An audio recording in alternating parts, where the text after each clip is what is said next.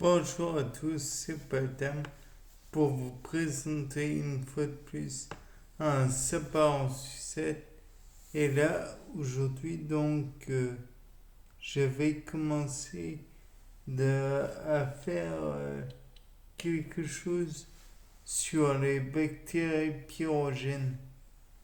Et je me dis que ça pourrait être d'autant plus intéressant dans le sens où on a vu qu'elles pouvaient avoir un intérêt sexuellement parlant pour... non, en fait, on ne l'a pas vu. Bon, moi, on va s'y atteler tout de suite. Il y a deux intérêts, je pense, au fait, sexuellement parlant, à avoir la qualité pyrogène. Plus on est pyrogène, d'après moi, plus moins les êtres vivants alentour vont chercher à, comment dire, à fricoter, à venir vers nous pour nous dévorer. Comme le fait d'être en accouplement nous rend facilement faible, on va dire. Facilement faible, oui. C'est pas très français, mais vous m'avez compris.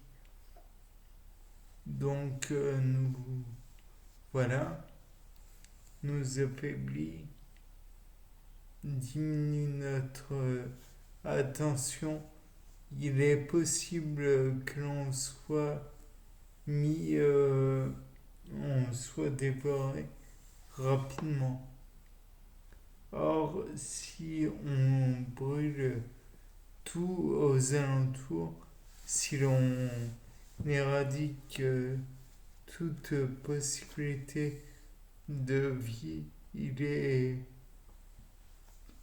possible qu'il n'y ait ni ennemi ni concurrence sexuelle. On pourrait reproduire notre matériel génétique sans ennui.